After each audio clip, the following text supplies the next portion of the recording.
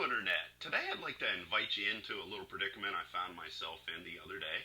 What you see before you is basically what I had available to make some type of meal. Now, a lot of people might look at this and say, wow, there's just absolutely no way there is a meal here. But if you really break it down into the idea that a good tasting meal needs to stimulate all of the different taste buds, being sweet, bitter, sour, salty, and savory, I do cover everything right here. Now, you may have thought, okay, well, he's definitely going to make a soup. However, where is his stock?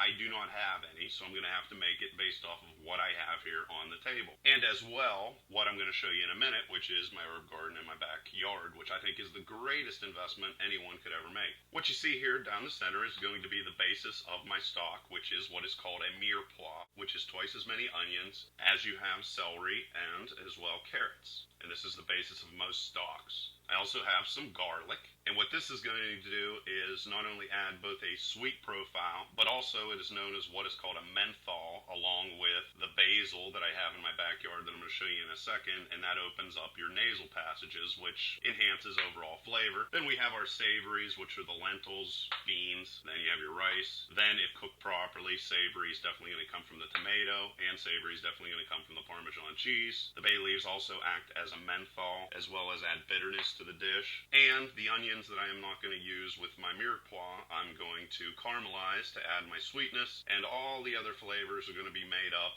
based off of the herbs in my backyard. So let's go take a look at it.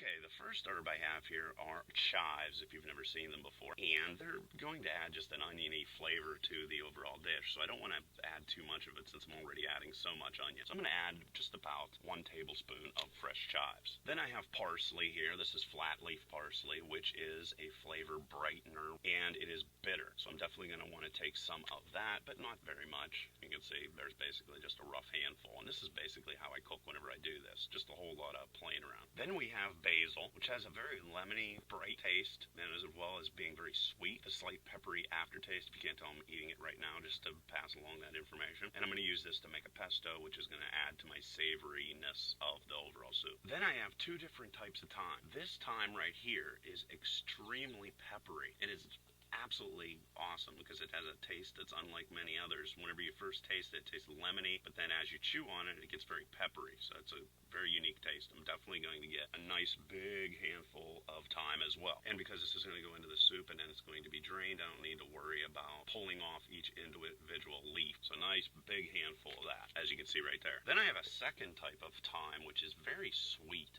This guy right here. It's a sweet lemony taste, very aromatic, almost has like wine characteristics. So I'm definitely going to throw that flavor in as well because it has a bitterness, a sweetness, and as well as a savoriness. So I'm hitting a whole bunch of different flavor profiles here with these different herbs. And then finally we have sage. Sage is a flavor enhancer. I don't really like to eat it itself, but it's great in making soups in my opinion. So I'm going to take a big handful of this. It enhances the flavor, and it's going to give me all the bitterness that I'm going to want for this overall soup. There you go, however much that is, big handful of sage. Okay, so I'm back in my house, and I'm going to make myself my pesto. Again, this is going to be used for both the sweet aspects as well as the savory aspects, except I'm going to throw a little bit of a twist here, and that's about a cup of basil I just threw in there. I'm going to put in about 1/3 of a cup of olive oil, a tablespoon of garlic, and then 1/4 of a cup of Parmesan. Then I'm going to blend this guy until it gets into a paste sort of format.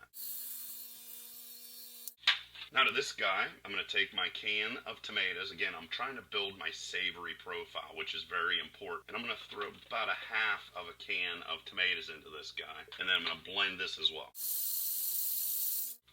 So in essence, what I just made here is a not very attractive, but a pretty intense tomato soup.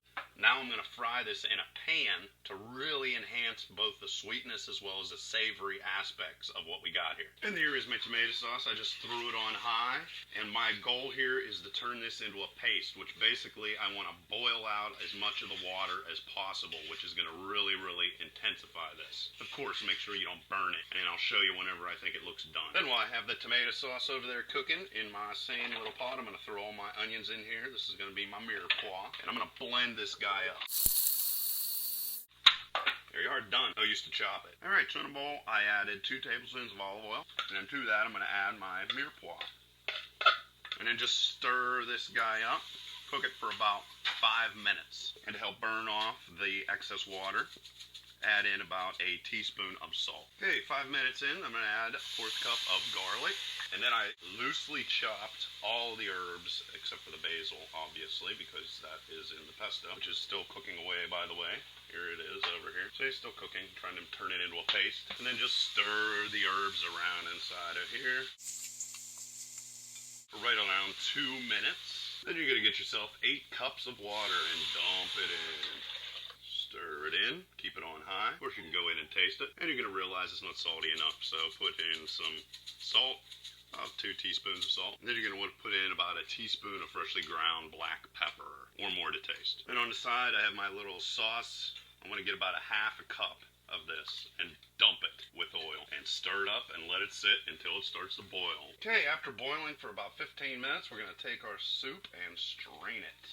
I take a potato masher and then just mash all the juices out of it. Okay, now that you've taken your stock and you've put it back on the oven on high, you're then going to take your carrots. This is about a cup of carrots. And here is about a 1/4 of a cup of celery. I'd actually put in more than that, but that's all I have, so that's what I'm going to work with. And then in a pan on high, you're going to fry a cup of onions for about 5 minutes until they caramelize, and in a minute you're going to see what that looks like. And also to your pot of stock, you're going to add a 1/2 cup of rice and a cup of lentils. You're going to bring that to a boil, and then you're going to turn it down to 20% and then let it cook for 45 minutes. And then whenever your soup is about 10 minutes from being done, again it's at 20% on the oven, the soup, I took a cup of onion and I fried it in about a tablespoon of olive oil, and I'm going to do that until it is sweet to the taste, and it looks pretty much like what you see right here. And in case you didn't see it, this was the tomato mix that I had before. You can see the consistency is like a paste sort of look to it.